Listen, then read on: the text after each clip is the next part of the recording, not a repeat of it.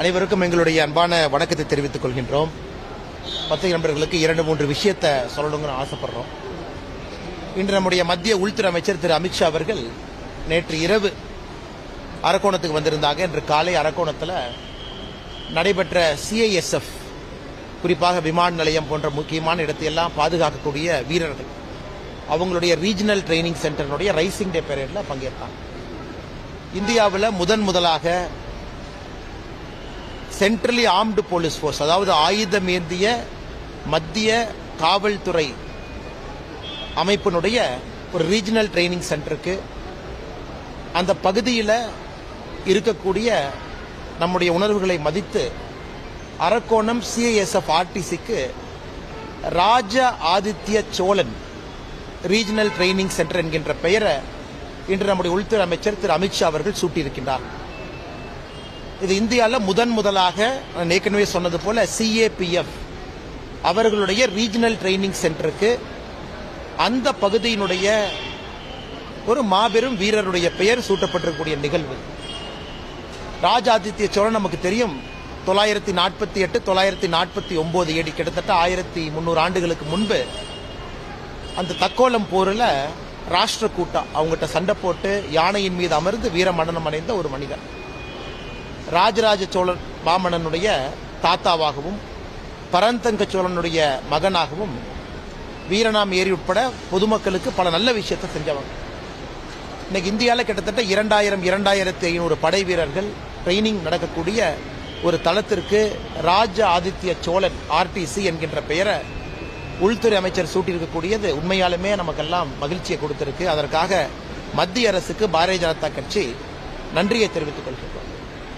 இரண்டாவது, மேடையில் பேசும்பொழுது நம்முடைய உள்துறை அமைச்சர் அவர்கள் மற்றும் ஒரு முறை நம்முடைய மாண்புமிகு தமிழக முதலமைச்சர் ஐயா MK ஸ்டாலின் அவர்களுக்கு ஒரு வேண்டுகோள் வச்சாங்க. இது முதல் முறையல்ல, 2வது முறையா வைக்கிறாங்க. 2022 நவம்பர்ல இந்த வேண்டுகோள் சென்னையில் வச்சாங்க. என்ன வேண்டுகோள் என்றால், தமிழ்நாட்டில் மருத்துவம், டெக்னிக்கல் எஜுகேஷன், இன்ஜினியரிங் உட்பட தொழில்நுட்ப பாடப்பிரிவுகள், மருத்துவம், இதெல்லாம் தாய்மொழி தமிழ்ல சொல்லிக் கொடுங்க. அதாவது இப்ப இன்னைக்கு ஆங்கில பயிற்று மொழியாக இருக்குது, இதெல்லாம் தமிழ் மொழி கொண்டு வாங்க. இது 2 விதத்தில் உங்களுக்கு உதவியா இருக்கும். ஒன்று, தாய்மொழி தமிழ் மொழி படித்து மருத்துவத்துக்குள்ள டெக்னிக்கல் எஜுகேஷனுக்குள்ள போறவங்க அங்க போன பிறகும் கூட தமிழ் மொழியில தொடர்ந்து படிப்பதற்கு ஒரு வாய்ப்பு. இரண்டாவது, தாய்மொழி தமிழை இன்னும் மேலே எடுத்துச் செல்வதற்கு ஒரு வாய்ப்பு. ஆரம்ப கல்வி மட்டுமல்ல, தொழில்நுட்ப கல்வியும் மருத்துவம் தமிழ் இருக்கணும் அப்படின்னு. இது மத்திய பிரதேசம் உட்பட இந்தியாவில் நிறைய மாநிலங்கள் இன்னைக்கு அவங்க தாய்மொழி ஹிந்தியில கொண்டு வந்துட்டாங்க. இதை தமிழ் மொழியில கொண்டு வாங்க ஸ்டாலின் அவர்களே. 2 ஆண்டுகளுக்கு முன்பு உங்களுக்கு நான் அன்பான வேண்டுகோள் விடுத்தேன். 2 ஆண்டுகள் ஆச்சு, நீங்க எதுவுமே செய்யல என்கின்ற ஒரு வேண்டுகோளையும் முதலமைச்சர் அவர்களுக்கு அமித்ஷா அவர்கள் வைத்திருக்கிறார். மூன்றாவது, CAPF மத்திய பாதுகாப்பு படை வீரர்கள் தேர்வு செய்யக்கூடிய கான்ஸ்டபிள் தேர்வு 2024 ஜனவரியிலிருந்து தேர்வு என்பது நம்முடைய பிராந்திய மொழி, இன்னைக்கு தமிழ் மொழியில் எழுதலாம். இதற்கு முன்பு பார்த்தீங்கன்னா ஹிந்தியில் ஆங்கிலத்தில் மட்டும் இருந்த தேர்வு இன்னைக்கு 2 ஆண்டுகளாக மக்கள் இந்தியாவுடைய ரீஜனல் லாங்குவேஜ் பிராந்திய மொழியில் எழுதுறாங்க, தமிழ் உட்பட. அதையும் நம்முடைய அமித்ஷா அவர்கள் சுட்டிக்காட்டியிருந்தார்கள். அதனால் இதையெல்லாம் பத்திரிகை நண்பர்களுக்கு ஒரு செய்தியாக நாங்கள் சொல்லுறோம். இது உங்கள் மூலமாக தமிழக மக்களுக்கு சென்றடைய வேண்டும் என்று விரும்புகின்றோம். இதை தாண்டி நிறைய கேள்விகள் இருக்கும், கேளுங்கன்னா பதில் சொல்றோம்.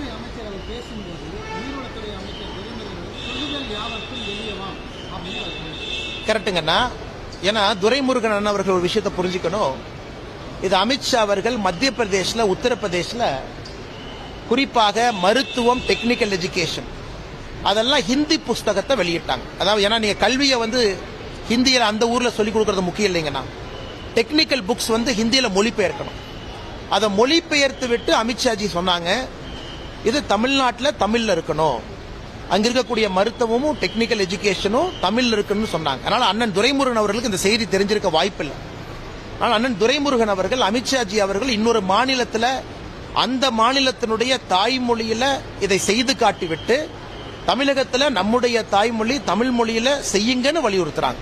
அதனால அவர் எதுவுமே சொல்லாம செய்யாம இங்க சொல்லல, செய்துவிட்டு சொல்லியிருக்கின்றார்கள். இதை 2 ஆண்டுகளாக எனக்கு இவ்வளவு பேசக்கூடிய திராவிட முன்னேற்ற கழகம் இது ஏன் முடியாதுன்னு சொல்லட்டும்.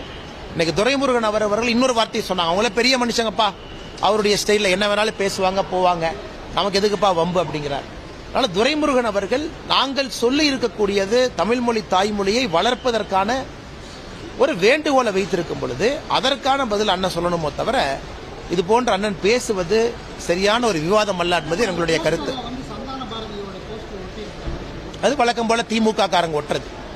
இன்னைக்கு பாரதிய ஜனதா கட்சி அந்த யாரு பேர்ல போஸ்ட் ஒட்டியிருந்தாங்களோ அவர்களே அங்கிருந்து இன்னைக்கு ஒரு பத்திரிகையாளர் சந்திப்பு நடத்தியிருக்கிறாங்க. அந்த சகோதரி அந்த பத்திரிகையாளர் சந்திப்பில் அவங்க சொல்லி இருக்கிறாங்க, எனக்கும் இந்த போஸ்டுக்கும் சம்பந்தம் இல்லை. எங்க போஸ்டரை பொறுத்த வரைக்கும் ஒரு புரோட்டோகால் இருக்கும்.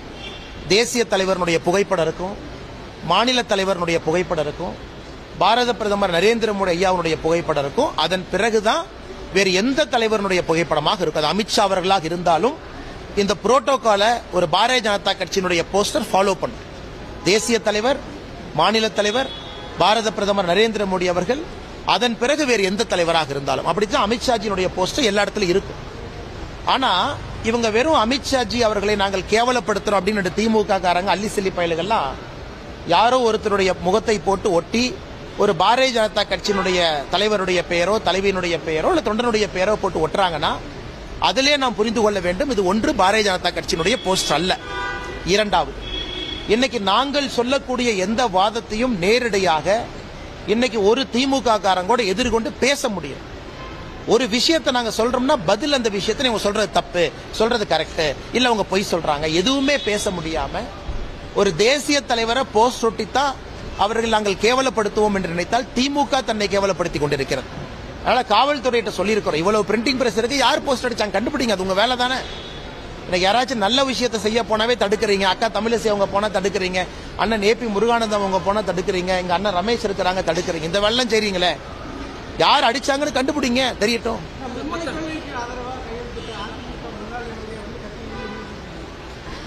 அது தமிழகத்தில் பாரதிய ஜனதா கட்சி எடுத்திருக்கக்கூடிய கையெழுத்து இயக்கத்திற்கு எந்த அளவுக்கு ஆதரவு பெருகி வருகிறது என்பதற்கு ஒரு சான்று.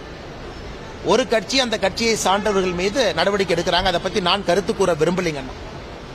இன்னைக்கு எந்த அளவுக்கு மக்கள் கையெழுத்து போடுறாங்க, எந்த அளவுக்கு மக்கள் இதை ஓனர்ஷிப் எடுத்துக்கிறாங்க, அது நம்முடைய வெப்சைட்டாக இருக்கட்டும் அல்லது வீதி வீதியாக நம்முடைய தொண்டர்கள் செல்லும் பொழுது அந்த கையெழுத்து இயக்கத்தில் போடுகின்ற கையெழுத்தாக இருக்கட்டும், எல்லா சாமானிய மனிதர்களும் தமிழ்நாட்டினுடைய தலையெழுத்தை மாற்றக்கூடிய அந்த ஒற்றை கையெழுத்தை ஒரு சாமானிய மனிதனும் போடுறாங்க. அதனால் நாங்கள் மே கடைசியில தான் எய்ம் வச்சிருந்தோம்.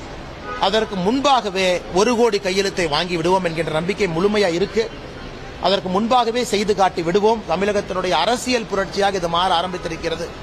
வருகின்ற நாளில் இன்னும் பல விஷயத்தை நீங்க பாப்பீங்க.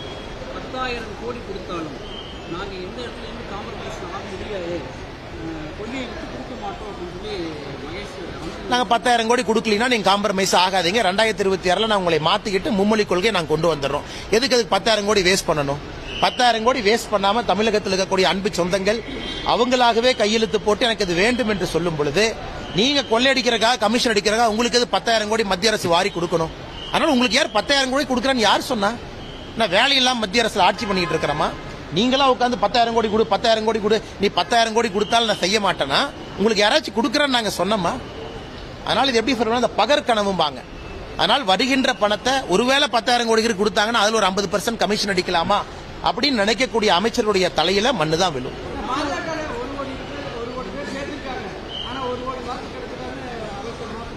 2026 பாருங்கன்னா எப்ப நாங்க எங்க இயக்கத்தை ஆரம்பிச்சோம், எங்களுடைய உறுப்பினர் சேர்க்கை எப்ப அறிவிச்சோம்? லோக்சபா தேர்தலுக்கு பிறகு அறிவிச்சோம். லோக்சபா தேர்தலில் பாரதிய ஜனதா கட்சியினுடைய சிம்பல், அதாவது தாமரை வாங்கிய வாக்கு 50 லட்சத்திற்கு மேல, கூட்டணி கட்சிகள் வாங்கிய வாக்கு 30-35 லட்சத்துக்கு மேல. இன்னைக்கு 2026 சட்டப்பேரவை தேர்தலில் பாருங்க, உறுப்பினர் இயக்கத்தை எப்ப ஆரம்பிச்சோம்? லோக்சபா தேர்தலுக்கு பிறகு. உறுப்பினர் சேர்க்கைக்கு 1 கோடி என்கின்ற இலக்கு எப்ப வச்சோம்? லோக்சபா தேர்தலுக்கு பிறகு. இது கூட தெரியாத ஒரு அமைச்சர் பத்திரிகையாளர் சந்திப்பு நடத்திட்டு இருக்காரு. அதனால எங்களுடைய பலத்தை 1 கோடி பேர் சேர்ந்துட்டாங்களா, 1 கோடி வாக்கு வந்துருமான்னு எப்ப நீங்க பார்க்கணும்? 2026 சட்டமன்ற தேர்தலில் பார்க்கணும். நீங்க பாருங்க, 1 கோடியை தாண்டி பாரதிய ஜனதா கட்சி வாக்கு வாங்கினா தான் ஆட்சிக்கு வர முடியும். அதனால 1 கோடி என்ன, மக்களுடைய அன்பை எல்லாம் பெற ஆரம்பித்திருக்கின்றோம். 1 கோடி கையெழுத்து என்பதே மிக மிக குறைவு. அது மக்களுக்கு அது மூலமா ஒரு செய்தி போகணும், மக்களையும் இணைச்சு கொண்டு போகணும் அப்படிங்கறக்காகத்தான். அதனால பாரதிய ஜனதா கட்சியினுடைய வாக்கு அண்ணன் மா சுப்பிரமணியம் அவர்கள் 2026 பாக்கட்டுங்க. அண்ணா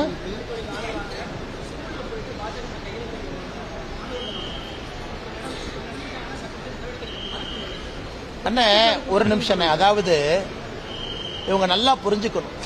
அரசு பள்ளியில படிக்கக்கூடிய குழந்தைகள் ஏகப்பட்ட பேர் கையெழுத்து போடுறாங்க. திருச்செங்கோட்டுல வீடியோ பார்த்தேன். பாரதிய ஜனதா கட்சி அமர்ந்திருக்கக்கூடிய இடத்துல பந்தல்ல அரசு பள்ளி மாணவ செல்வங்கள் மாணவிகள் கியூ கட்டி நின்று வரிசை கட்டி நின்று கையெழுத்து போட்டு போறாங்க. ராசிபுரத்தில் பார்த்தேன், நான் பார்த்த வீடியோ. தமிழ்நாடு முழுவதுமே அரசு பள்ளியில படிக்கிற குழந்தைகள்னா கியூ கட்டி நிக்கிறாங்க. அப்ப எங்க இடத்துக்கு வரக்கூடாதுன்னு நான் சொல்றதா? அவங்க யூனிஃபார்மோடு வந்து கையெழுத்து போடக்கூடாது அப்படின்னு சட்டம் இருக்கா? அந்த அரசு பள்ளி மாணவ செல்வங்களுக்கு 3 மொழி படிக்க வேண்டும் என்கின்ற ஆசை இருக்கு. அவங்க நாங்க கைப்பிடிச்சு இழுத்து கையில பேனா கொடுத்து கையெழுத்து போடுங்க எங்க வற்புறுத்தணும்? இவர்களுக்கு பயம். அரசு பள்ளின்னு சுத்திக்கிட்டு இருந்தாங்க. இன்னைக்கு அரசு பள்ளி மாணவ செல்வங்கள் அவர்கள் தெளிவாக பேசுகின்றார்கள், எங்களுக்கு 3 மொழி வேண்டும் என்று. நாங்க கையில பேனாவை கொடுத்து கையை பிடிச்சு இங்க பாருங்க, நான் வீடியோ நிறைய காட்ட முடியுங்கன்னா வேணா நீ சமூக வலைதளத்துல அரசு பள்ளி மாணவ செல்வங்களுடைய முகத்தை மறைத்து அவங்க போடுற கையெழுத்து வேணா நான் உங்களுக்கு அனுப்புறேன் பாருங்க.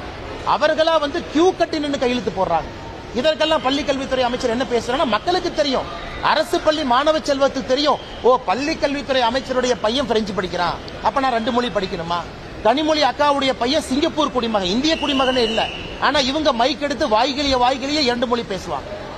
எல்லா பெரும் தலைவர்களும் சிபிஎஸ்இ பள்ளி நடத்தும் 3வது மொழி இந்திய திணிக்கிறாங்க. ஏன் அரசு பள்ளி மாணவ செல்வங்கள் யூடியூப் உங்களுடைய சேனல்லாம் பார்க்க மாட்டாங்களா? வீட்டுல அவங்களும் டிவி பாக்குறாங்களே. அவங்க கேட்கிற ஒரே கேள்வி, இவ்வளவு பேசுறியே, உன் பசங்க எல்லாம் 3 மொழி 4 மொழி படிக்கிறாங்க, நான் மட்டும் ஏன் 2 மொழி படிக்கணும்? இதை அன்பில் மகேஷ் பொய்யாமொழி நாளை காலில் சொல்லிட்டு இல்ல என் பையனை கொண்டு வந்து அரசு பள்ளியில சேர்த்துறேன், என் தம்பி 2 மொழி படிப்பாருன்னு சொன்னார்னா மக்கள் காமராஜரா ஏத்துக்குவாங்க. உங்களுடைய வீட்டுக்கு ஒரு நியாயம், அரசு பள்ளிக்கு ஒரு நியாயம்னா அதனால்தான் சமக்கல்வி எங்கள் உரிமை என்கின்ற கோஷத்தை எடுத்திருக்கிறோம். அரசு பள்ளி மாணவ செல்வங்கள் தான் இன்னைக்கு பெரும் ஆதரவு கொடுத்துட்டு இருக்காங்க. அதனால் எரிச்சல் அடைந்து பாரதிய ஜனதா கட்சியினுடைய தொண்டர்களை மிரட்டுவது எந்த விதத்தில் நியாயங்கன்னா?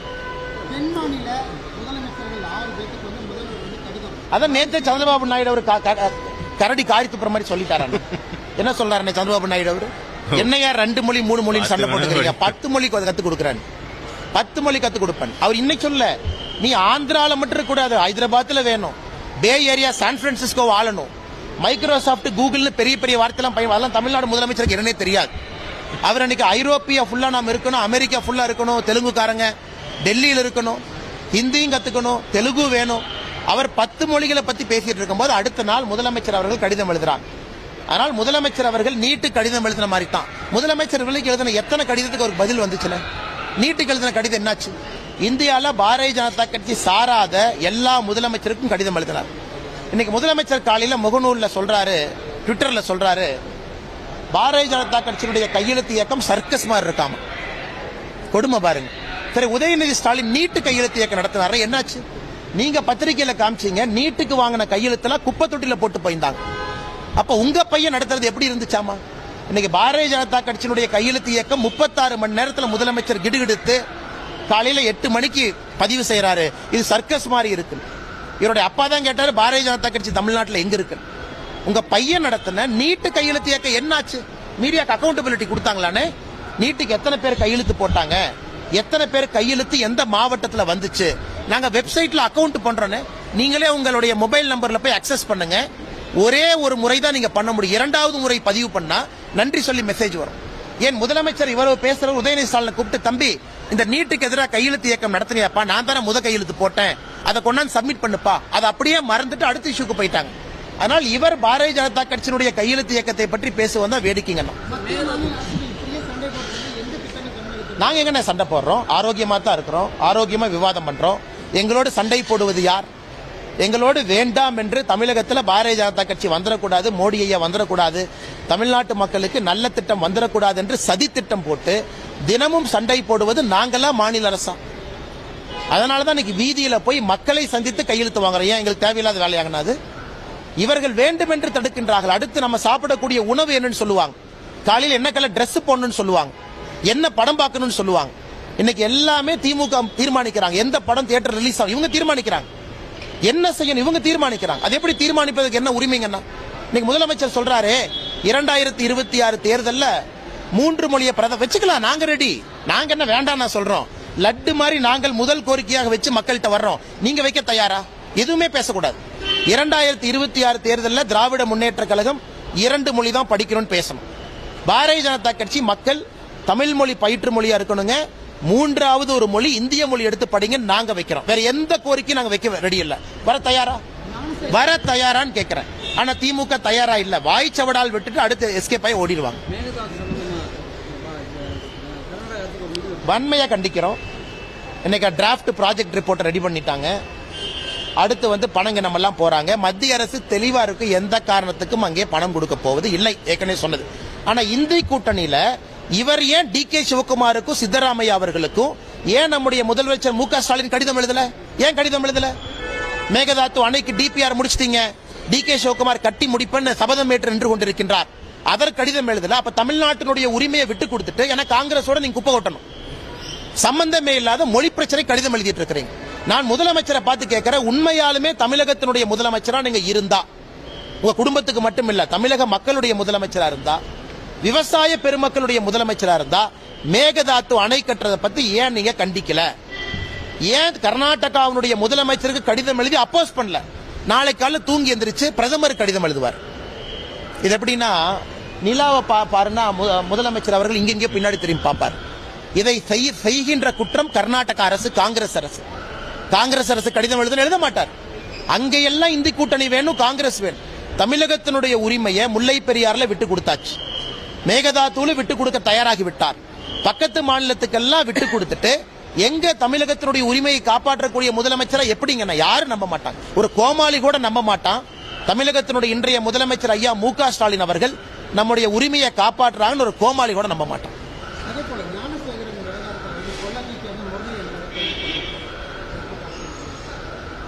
அண்ணா நான் ஏற்கனவே சொல்லிட்டேங்க, அவர்கள் சார்ஜ் ஷீட் சப்மிட் பண்ற அன்னைக்கு என் பிரஸ் மீட் இருக்கும். ஏற்கனவே சொல்லிட்டேன். அவங்க 90 நாள் ஏதோ டைம் இருக்குங்கண்ணா, 60 நாள் 90 நாள் சார்ஜ் ஷீட். அன்னைக்கு இன்வெஸ்டிகேஷனை முடிச்சுட்டேன்னு எஸ்ஐடி சொல்லுவாங்க. அன்னைக்கு நான் பேசுறேன். அதற்கிடையில் நான் பேசினா தவறாக, ஏற்கனவே சொல்லிட்டேன். இன்வெஸ்டிகேஷன் முடிக்கிற அன்னைக்கு, அந்த அன்னைக்கு நைட் என் பிரஸ் மீட் இருக்கும். அன்னைக்கு நான் ஞானசேகரன் கேஸை பத்தி, யார் அந்த சாரை பத்தி அன்னைக்கு பேசுவாங்க.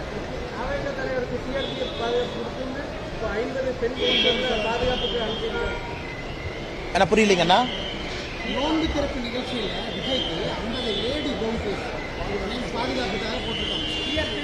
அவங்களுடைய இஷ்டம், யாரை பாதுகாப்புக்கு வச்சுக்கங்க. இந்த கடந்த முறை நடந்த மாதிரி சிஆர்பிஎஃப் அவங்கள வீதியில நிக்க வச்சுட்டு வேற யாரோ பவுன்சரை போட்டு நிகழ்ச்சி நடத்தாதீங்க. இதெல்லாம் ஹைலி ட்ரெயின்டு ஃபோர்ஸ், எல்லாம் சப் இன்ஸ்பெக்டர் ரேங்க்ல இருக்கிற அதிகாரிகள். அவங்க ஏதோ விஐபி பெரிய ஆளுனா பாதுகாப்பு கொடுக்கல. இந்திய அரசு சொல்லியிருக்காங்கன்னு அவங்க கடமையை செய்றாங்க, அவ்வளவுதாங்கண்ணா. அவர்களை வந்து சிறுமைப்படுத்தாம, யாருக்கு இந்திய அரசு என்ன கொடுத்திருக்காங்களோ இந்த சிஆர்பிஎஃப் சிஐஎஸ்எஃப் இந்த வீரர்களை சிறுமைப்படுத்தாம நடந்துக்குங்க. அது மட்டும்தான் என்னுடைய வேண்டுகோள். அதை தாண்டி உங்களுக்கு என்ன பாதுகாப்பு வேணுமோ வச்சுக்கங்க. ஆனா கடைசி கேள்வி எடுத்துக்கலாம் தலைவா.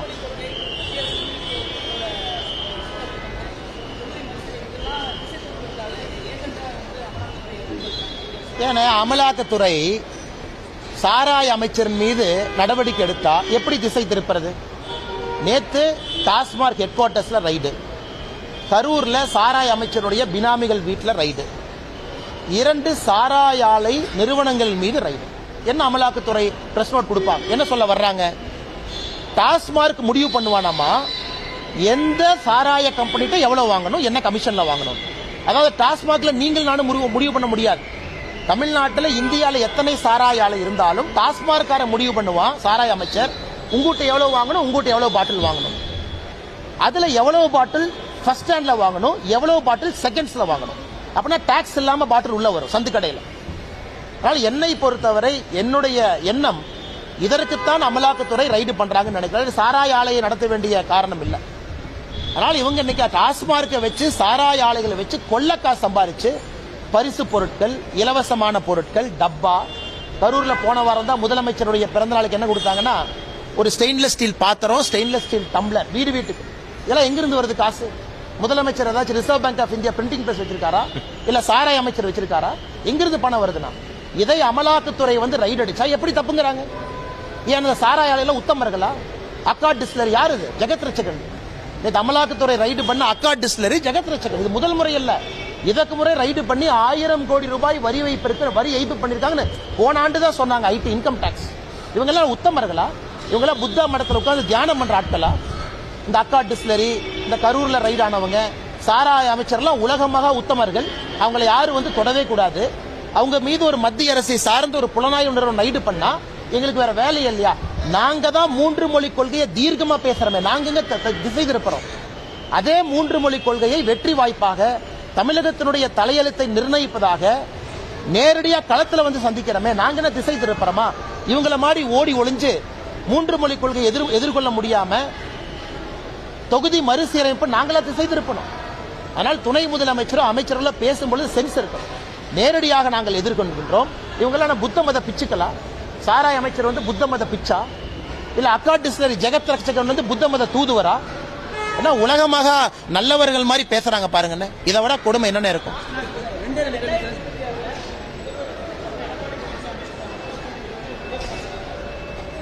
அண்ணா ஒண்ணுமே இல்லை அண்ணா, ஒரு நிமிஷம் நான் சொல்றேன், நல்ல கேள்வி, நல்ல கேள்வி. பாரதிய ஜனதா கட்சி தீண்டத்தகாத கட்சி. நல்லா கேட்டுங்க. பாரதிய ஜனதா கட்சி நோட்டா கட்சி. பாரதிய ஜனதா கட்சி வந்தாதான் நாங்க தோத்தோம். இன்னைக்கு பாரதிய ஜனதா கட்சி வேண்டும் என்று தவம் இருக்கக்கூடிய சூழ்நிலையை என்னோட ஒரு தலைவனும் தொண்டனும் உருவாக்கி இருக்க நான் பெருமைப்படுறேன், கர்வப்படுறேன். இன்னைக்கு பாரதிய ஜனதா கட்சி இல்லாம தமிழக அரசியல் இல்லை என்கின்ற சூழ்நிலை என் தொண்டை உருவாக்கி இருக்கிறான். இரவு பகலாக வேலை செஞ்சு. மற்றபடி எந்த கட்சியும் நான் சிறுமைப்படுத்தி பேசல, எந்த தலைவரையும் சிறுமைப்படுத்தி பேசல. இன்னைக்கு அந்த நிலைமையில பாரதிய ஜனதா கட்சி இருக்குன்னு சந்தோஷப்படுற அந்த அளவுக்கு உழைத்திருக்கின்றோம். ஏற்கனவே சொன்னது போல எந்த கட்சியோடு கூட்டணி, தேசிய ஜனநாயக கூட்டணி எப்படி இருக்கும், அதுல முக்கிய கட்சியாக யார் இருக்கும், யாரு தலைவர் இல்ல, யாரு முதலமைச்சர், அதெல்லாம் பேச வேண்டிய நேரத்தில் பேசுவாங்க. நாங்கள் யாருக்கும் எதிரி இல்லை.